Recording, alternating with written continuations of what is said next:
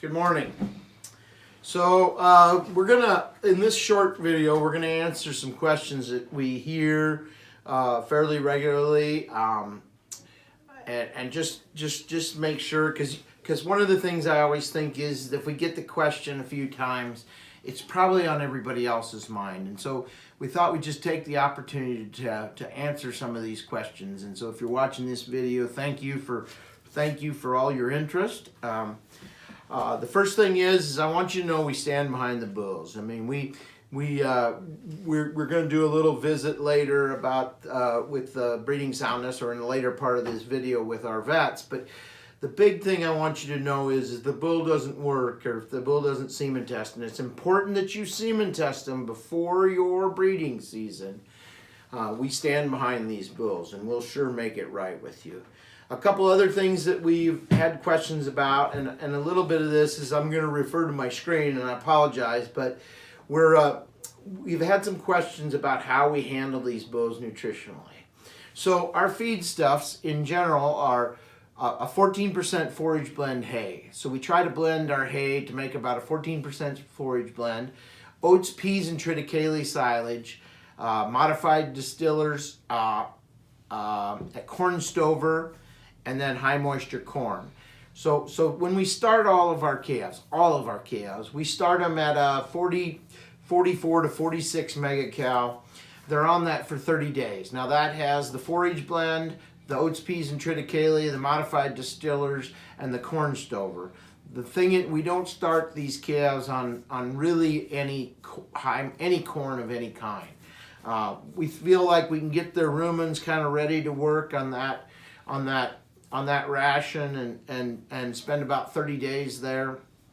Then they will go up, and we'll add some corn in and probably get to a 48 to 49 megacal ration by adding that high moisture corn. But they're on that ration for 30 days, okay? And I know that, so a lot of people want to get going, but the truth is we think the bulls are more able to handle if you adjust them into it slowly. And it also preserves longevity in the feet, and that's important to us. We want these bulls to last a long time for you. And then after that, so that's 60 to 70 days, then we go up to a 52, 54 megacal with basically the same ingredients that I talked about earlier. So those bulls are roughly kind of set to gain 3.2 pounds a day. You know, obviously there's a bell-shaped curve on that, so some of those bulls will gain more and some will gain less. But we, you know, that's one thing we're looking for, is that separation, so the kind of the cream comes to the top. And then so then the next step is we will back them down to a kind of a 46, 48 megacal. That's about sale time, which will happen later this week, kind of after we get done semen testing. The bulls get a little not so happy about their new ration, but that hardens them up, gets them ready to go to your place and put them on almost any ration that you decide you're going to. Their rumen will be conditioned to go to that. The one thing that we do add, we use it. The one thing I didn't mention is we do use Amino Gain, which contains our mineral package and some amino acid balancing profile. That comes from ADM. We've had a lot of luck with that product. We think it builds more muscle and less fat on the bulls. So we have used that, and in kind of cooperation or synergized with that, we use the Icon supplement, which has flaxseed, and it has a kind of a wide range of minerals and vitamins and feed additives that are conducive towards sexual development. So that's the big question on nutrition. The second question we hear a lot of is what will these bulls sell for?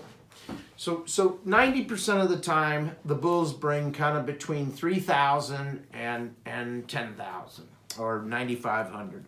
That part of my philosophy, Ben, and we've grown by this, is that we think that 5,000 is a good medium price, and we've been 500 The last 4 or 5 years, we've been within 400 or 500 either side of that. And so that's kind of where we feel the bulls will be. I mean, granted, there'll be some bulls that sell above that, and there should be some bulls in the 2000s, a little higher 2000s. These sales have been a little better. We expect that interest has been good, and plus with some of the things we're doing sire-wise, we do think there'll be a lot of interest. Delivery, I want to touch on delivery. It's characterized well on page 4. It tells you how much for each state, depending on where you're at. We organize central points kind of after the sale, but we use Bob Woolsey and Craig Teal to deliver a lot of our bulls. Some of you that have been doing business with have met them. They do an outstanding job of just kind of meeting, and we keep you posted, okay? So one of the things that will happen is if you purchase, you'll hear from me or somebody else within 2 or 3, 4 days after the sale. And then after that, as we're organizing delivery, at the very least, we make sure you get a text that's saying, hey, heads up, the bulls are going to be coming your way. This is kind of what we think. But it's not always hard and fast. We usually leave some of the details up to the truckers because they know where there are spots to situate the cattle or get them unloaded and that sort of thing. So that's if you have any other questions about delivery, we'd be happy to answer them. I mean, we feel like we're going to have cattle going all over the United States, and so it's really not a problem to get to a bull to you in the continental United States.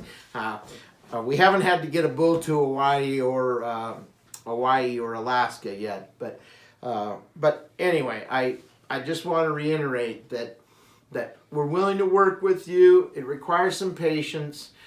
We don't get too excited about delivering bulls, particularly in the surrounding area, until later in the month of March. Now, some of the gentlemen in further south are kind of thinking about turning out in April, and so those bulls we probably get going a little later, but it'll be at least 2 weeks after the sale before we really get into most deliveries. So with that, I'm going to close this edition, and thank you for watching. Good morning. We're here in the working barn at Bieber at Angus, and I'm here with Dr. Dean Christensen and Dr. Emily Fox. They do the majority of our breeding soundness screenings. We're here to talk a little bit about what we do with the bulls. And the one thing I want you to be assured is that one thing we do is we stand behind these bulls. So if there's a problem, we're going to make it right. And we've often had bulls test at this time that don't test later. We want to make sure that at least up to your breeding season and into your breeding season that those bulls are good. So Dean and Emily, can you talk a little bit about what we're going to do today? Okay, the first thing, we get the bulls in and we scrotal measure them because we want the most accurate scrotal measurement we can get this time of year. Granted, they're gonna, by breeding season, they will increase some. And then we palpate the bulls, feel their seminal vesicles and other organs in there, make sure there's no problems. Seminal vesiculitis can be a problem in young bulls. We hardly ever see any here because it's generally a problem with high concentrate rations, which Craig doesn't feed. And then we extend them, make sure there's no problems with the extension, and everything looks good there. And then we get a semen sample just to make sure they're able to produce, I guess. But we're not really, as young as these bulls are and fighting cold weather, we're not really evaluating. We count the semen, but we don't put a lot of weight on it at this point. So we're not completely passing these bulls, and we feel it's necessary for you to make sure you test these bulls 3 weeks to 30 days before your breeding season to make sure. Emily had some great comments about the sexual maturity of these bulls.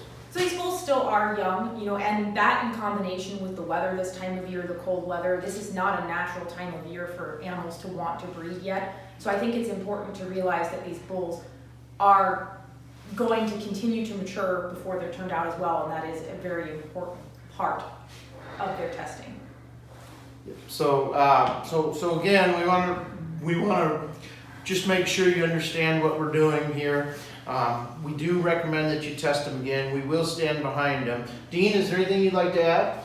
Well, I guess if we do find any kind of problem, you know, with abnormal testicles or a problem with the penis or something, I mean, we take them out now. They're scratched, yeah. Those bulls don't make it in the sale. So anything that's in the sale, we're fairly confident will pass with time, but I can't tell you how much, I can't emphasize how much it is to get those bulls tested again.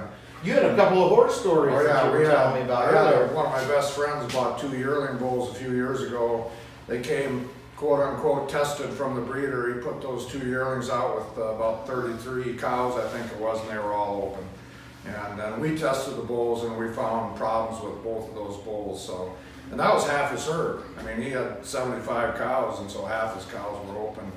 And I think we could have prevented that problem. Yep, I really want to reiterate that it's important that you retest these bulls in a closer time frame to when you're turning them out with cows. It's important because one of the worst things that happens to me, somebody calls and a bull didn't work, and it's not always about semen quality. Sometimes it's about he hurt himself or that sort of thing. But it's important to keep an eye on these bulls and make sure they're not just going to go out and do it without any management.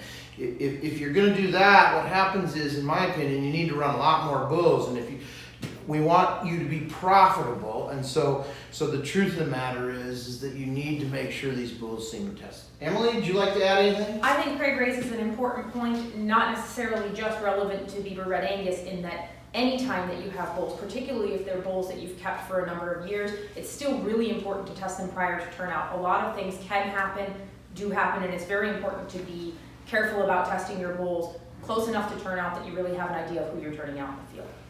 So one thing I wanted to comment on was that we have been doing, Dean's been doing our vet work for probably over 20 years, I think. I forget, but it's been a great relationship. Dean's very involved in our operation, not only in semen testing and preg testing, ultrasound testing, but Emily has come in and we've been evaluating some of the trace mineral and vitamin requirements and lots of things. So they're Ashley Vet Clinic at Ashley, South Dakota. They've done a great job, and they're a good partner that we have here at Bieber Red Angus. Thank you.